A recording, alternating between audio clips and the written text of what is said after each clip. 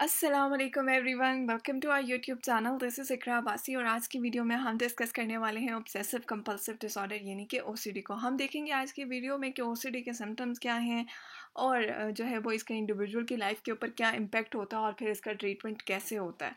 ठीक है, so let's get started. सबसे पहले हम देख लेते हैं कि ओसीडी होता क्या है। ओसीडी बेसिकली एक ऐसी मेंटल हेल्थ कंडीशन होती है जिसमें एक इंडिविजुअल को कंटिन्यूसली जो है वो अनवांटेड थॉट्स आप कह लें कि वसवसे आते हैं या ऐसे ख़यालात आते हैं जो कि उसके अंदर बहुत ज़्यादा बेचैनी पैदा कर देते हैं और फिर जो है वो उन वसवसों की वजह से वो बार बार एक बिहेवियर को परफॉर्म करता है जिसको हम कंपल्जन कहते हैं, ताकि उसकी वो बेचैनी जो है वो किसी ना किसी हद तक कम हो जाए। और ये जो सिम्टम्स होते हैं ये उस इंडिविजुअल की लाइफ को कम्प्लीटली तौर पर डिस्टर्ब कर देते हैं और उसकी ज़िंदगी में डिस्ट्रेस को कॉज करते हैं।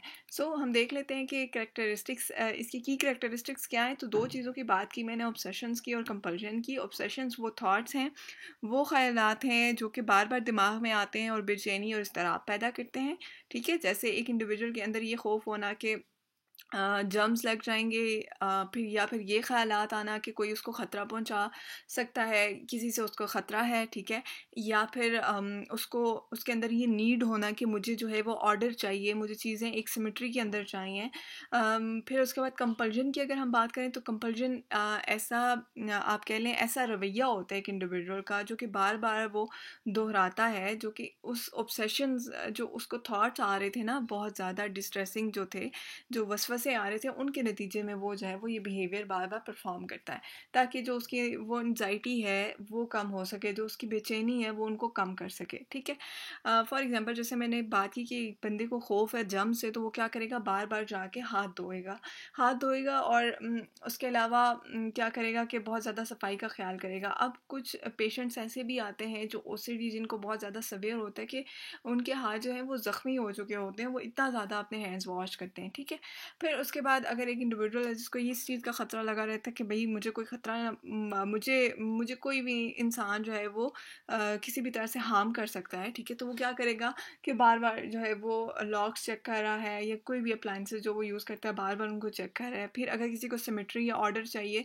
तो वो क्या करता है, बार बार चीज़ों को जो है वो अरेंज कर रहा होता है कि मुझे ये चीज़ यहाँ पे ही चाहिए। हाँ, और वो ज़रा सी भी इधर उधर हो जाए तो उनको बहुत ज़्यादा जो है वो इरिटेशन होती है। ठीक है, अगर हम इसके इम्पैक्ट की बात करें तो पहली चीज़ ये कि इंटरफेरेंस, कि ओसीडी के पेशेंट्स जो है ना वो उनको बहुत ज़्यादा प्रॉब्लम होती है डेली एक्टिविटीज़ परफॉर्म करने में, फिर उनके रिलेशनशिप्स में और उनकी ओवरऑल जो क्वालिटी ऑफ लाइफ है वो भी बहुत ज़्यादा डिस्टर्ब हो जाते हैं। और ये जो कंपल्सिव जो भी कंपल्जन्स होती हैं, जो कंपल्सिव बिहेवियर होता है उनका, उसमें उनका बहुत ज़्यादा जो है वो टाइम लग जाता है। जैसे एक इंडिविजुअल है जो बार बार हाथ धो रहा है या बार बार चीज़ों को अरेंज कर रहा है, तो वो बहुत ज़्यादा टाइम जो है उस चीज़ के ऊपर लगा रहा है। ठीक है, सो अब क्या होता है कि उसके लिए मुश्किल हो जाती है कि वो अपने काम पे ध्यान दे, या अगर स्टूडेंट है तो पढ़ाई पे ध्यान दे या सोशल इंटरेक्शंस पे फोकस करे।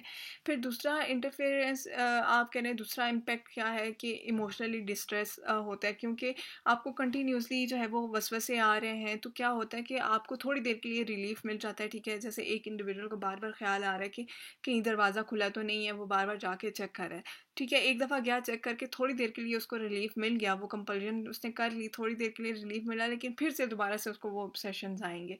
तो क्या होता है कि ये बार बार जो ऑब्सेशंस हैं इसकी वजह से इंडिविजुअल के अंदर एंजाइटी या डिप्रेशन भी आ सकता है।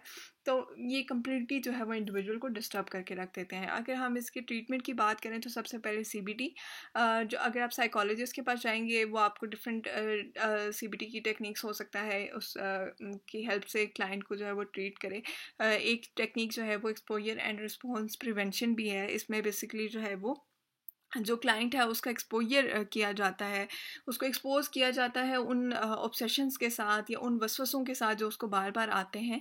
ठीक है, और वो जो है वो ये एक्सपोजर जो है ऐसा नहीं होता। अगर पेशेंट जो है वो बहुत ज़्यादा सवेयर कंडीशन में है तो उसको एकदम से एक्सपोज नहीं करते, वो ग्रेजुअली जो है वो उसके साथ उसको एक्सपोज करते हैं, डिपेंड्स के पेशेंट की कंडीशन क्या है।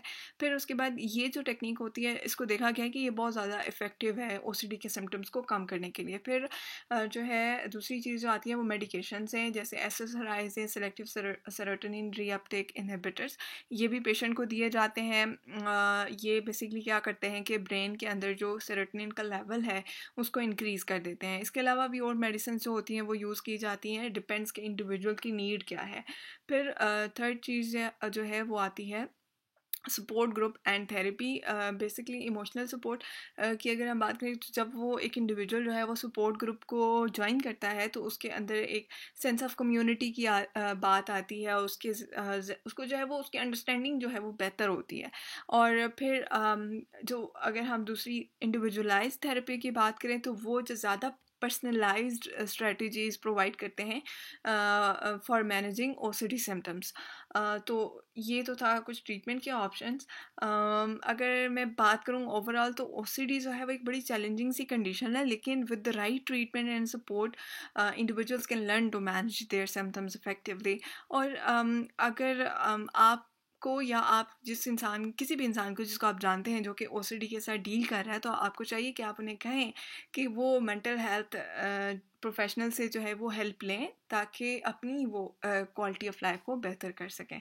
ये थी आज की वीडियो। अगर आपको पसंद आई हो तो do like share and subscribe. Thank you.